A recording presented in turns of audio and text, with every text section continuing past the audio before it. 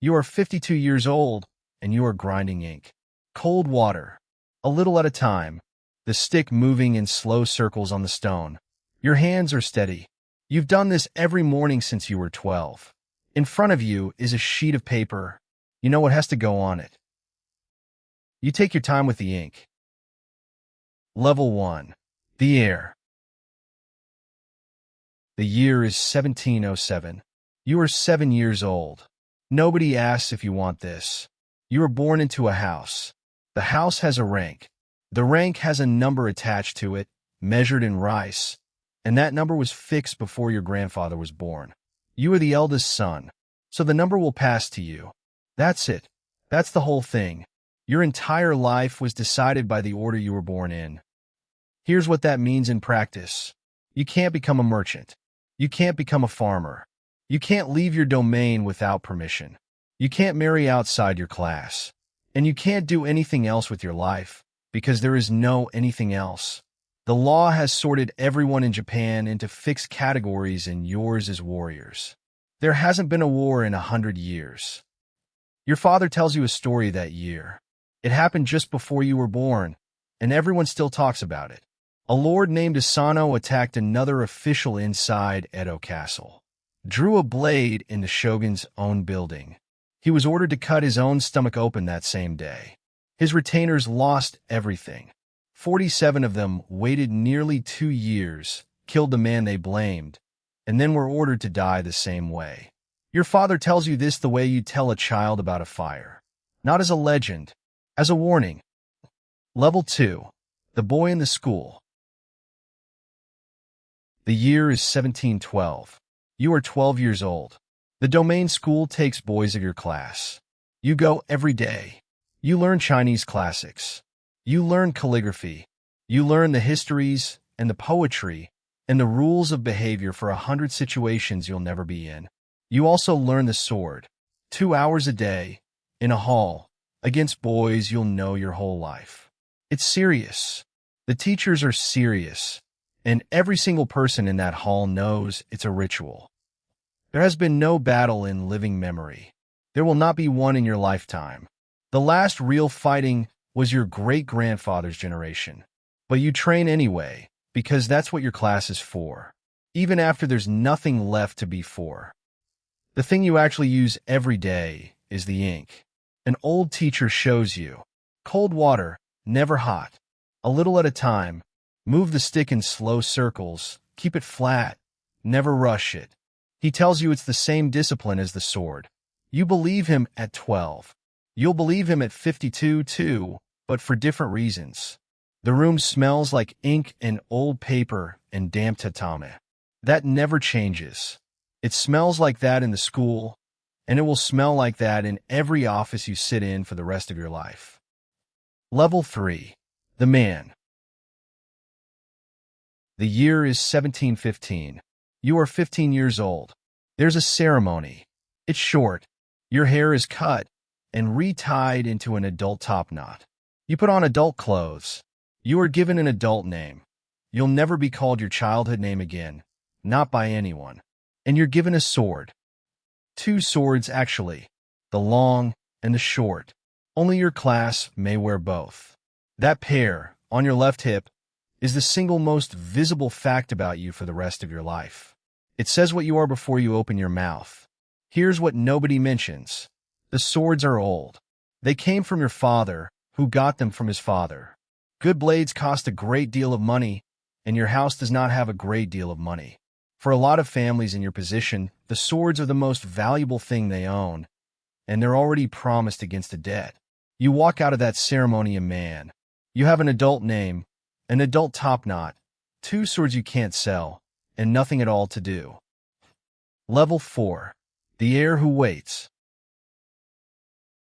The year is 1719. You are 19 years old. This is the level nobody puts in a film. You are an adult samurai. You are trained, armed, educated, and entirely unemployed. Because the post belongs to your father. He holds it. He's 51 and in decent health. Posts in your domain are hereditary. They pass from father to son, which means there's exactly one way for you to get one. You do not think about it directly. You think about it sideways, at night, and then you get up and do something else. Your days. You train in the morning. You study in the afternoon. You visit. You are polite to men who might matter later. Nobody needs you. You marry at 19. She's from a house of similar rank. Both families arranged it, and both families are pleased. You meet her about 4 times before the wedding. It works out better than you expect. That's not romance. That's just how it goes sometimes. 2 people put in a room by other people, who then get on with it. She's better with money than you are. You find that out in about a year, and it matters more than anything you learned at the school. Level 5. The Household Head. The year is 1726. You are 26 years old. Your father dies in the spring. You bury him. You mourn him. And then, within days, the domain office needs the paperwork because a house without a head is a problem in the register. You inherit 3 things. The first is the stipend, the rice, the number that was fixed before your grandfather was born. The second is the name. You are now the head of the house, responsible for everyone in it. Your mother, your wife, your children, your unmarried sister, and a servant who has been with the family longer than you've been alive. The third is the debt. Nobody warned you about the third one. Your father owed money to a rice merchant in the castle town. He'd owed it for 11 years. The interest is part of the household's normal running costs now, the way rent is. You didn't borrow it. You inherit it anyway, because you inherit the house, and the debt belongs to the house. You are 26 years old. You have just buried your father, and you are already in a merchant's ledger. You go home. You grind ink. You start going through your father's papers to find out how bad it is. It's worse than you thought. Level 6. The Office Holder. The year is 1731. You are 31 years old. You finally get a post. It's administrative. Here's what a samurai actually does in the year 1731. You keep records. You check figures. You inspect a granary and write a report about it. You settle a dispute between 2 villages about a water channel. You copy documents. You attend ceremonies where your job is to stand in a specific place. You wear 2 swords the entire time. You will never draw either one. Your class is the warrior class. Your work is filing. And the strange part, the part that doesn't feel strange until much later, is that you're good at it. You have a clear hand. You're careful with numbers. You're calm with angry villagers. The skills that make you useful to your lord are all skills a clerk has. But you're not a clerk. You're something more dangerous.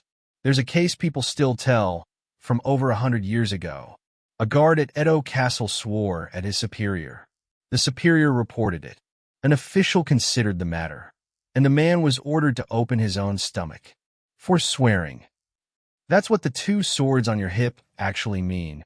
Not that you may kill, that you may be required to die, for things that in any other class would be a fine, a beating, or nothing at all. The rank isn't a privilege you hold. It's a standard you're held to. You grind ink every morning and you write very, very carefully. Level 7. The Man in the Ledger. The year is 1738. You are 38 years old. Now the arithmetic starts eating you. Your stipend is paid in rice. A fixed number of koku, 1 koku being roughly what it takes to feed 1 person for a year. That number has not changed since before your grandfather was born. It cannot change. It's attached to the house, not to you. But you don't live on rice. You live on money. So the rice gets sold. And the price of rice is set in a market you have no part in by merchants in Osaka and Edo who trade it, store it, and speculate on it. Here's what that means. Every year, the things you have to buy cost more. Cloth, oil, paper, charcoal, your daughter's marriage, the ceremonies your rank requires you to hold, in the manner your rank requires. And every year, your income is the same fixed number of koku. You are not being robbed. Nobody is taking anything from you. You are simply, slowly, being left behind by a number that will not move. So you borrow. You borrow from the merchant your father borrowed from. His son runs the business now. And here is the thing that goes through you like cold water. You are the warrior class. He is the merchant class, officially the lowest of the four, beneath farmers and craftsmen, because merchants produce nothing and only move other people's goods. He is at the bottom of the order. You are at the top. He has money. You have rank. You sit in his front room, and you are extremely polite to him, and you ask for more time. He is polite back. He's always polite. That's the worst part. He never once behaves as though he's above you, because he doesn't need to. Both of you know exactly what's happening. Your class is going broke on paper while insisting on precedence. You walk home past men who work for a living, and you keep your back straight because that's what you have. Level 8. The Senior Retainer. The year is 1745. You are 45 years old. You've done well. 20 years of clean reports and careful figures, and never once embarrassing anyone. That gets noticed slowly in a system where almost nothing else moves. You're a senior retainer now. You attend on the Lord. You're in rooms where things get decided. Your stipend goes up. Understand what that means. Not just money, the number attached to your house rises, and it will pass to your son that way. You've moved your family up a step in a system that almost never lets anyone move. You should feel something about that. What you actually feel is exposure. Because there's a rule nobody writes down. The closer you are to the Lord, the more you can be blamed for. A clerk who makes a mistake gets corrected. A senior retainer who is present when something goes wrong gets associated with it. And in this system, association is enough. There's a story every man at your level knows. A guard at Edo Castle, decades back, happened to be standing in the right corridor when a lord drew a blade. He grabbed the man, restrained him. Pure reflex, 2 seconds of it. His stipend went from 700 koku to 1,200.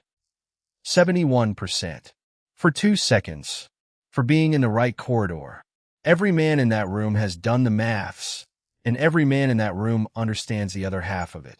If 2 seconds in the right corridor can raise you that much, then 2 seconds in the wrong one can do the reverse. Level 9. The Man Who Is Blamed. The year is 1752. You are 52 years old. Something goes wrong. It doesn't matter what. That's not modesty, it's the actual point. It could be a shortfall in a granary. A dispute that reaches the wrong ears. A ceremony conducted incorrectly in front of someone who noticed. A subordinate who did something you didn't know about and can't now disown. What matters is that it happened on your side of the ledger. And a house needs an answer. Not a culprit. An answer. Something the domain can present upward, so the matter is closed and nobody higher has to be involved. You've watched this work from the inside for 20 years. You've written the reports. You know exactly how it goes. Somebody senior enough to matter takes responsibility. The matter closes. Everyone else continues. You are the senior man. You go home. You sit down at your table. You grind ink. Cold water, a little at a time, slow circles on the stone. The way a teacher showed you when you were 12. Your hands are completely steady. And you write the report that ends you in your good clear hand, because a clear hand was always the actual skill. The order comes back within days. You are permitted to die by your own hand. Permitted. That's the wording. It's a courtesy. Common criminals are simply executed. You have rank, and rank means the state will kill you in a way that acknowledges it. Level 10. The Fan. The year is 1753. You are 53 years old. They do everything properly. There's a manual for this. There's been a manual for over 100 years. You're bathed in cold water. That's practical. Cold water slows the bleeding. You put on a white kimono. You're given your favorite foods for a last meal. Somebody actually asked what they were. Somebody wrote it down and had it prepared. A space has been arranged. Screens. Incense. A large white cushion placed exactly. Witnesses arrive and arrange themselves to one side in silence. You kneel on the cushion.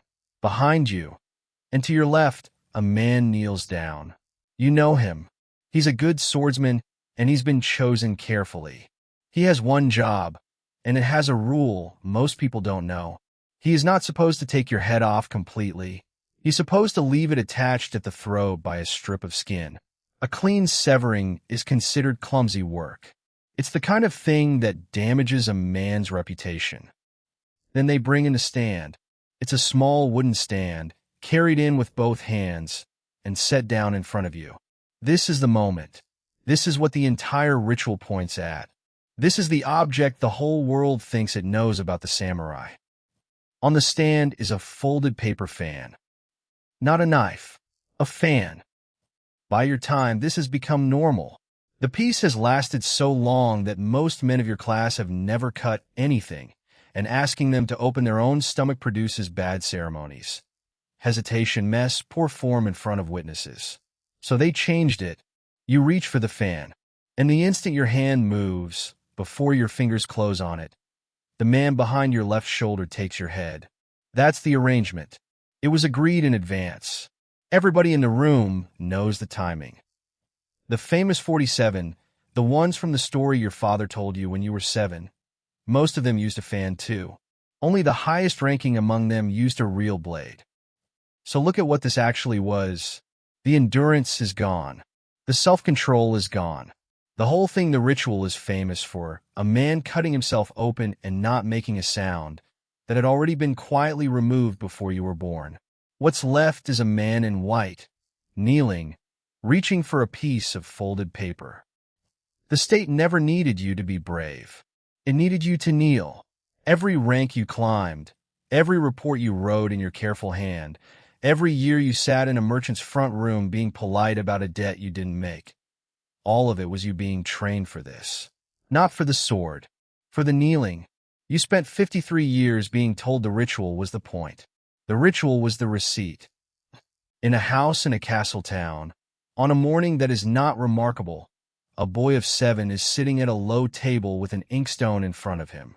An older man is showing him. Cold water, never hot. A little at a time. Slow circles. Keep it flat. Don't rush it. The boy rushes it.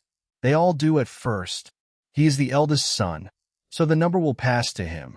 Nobody has told him that yet because nobody thinks it needs saying. He'll find out. They always do. 10 ranks. 53 years. And a folded paper fan. The dread begins again.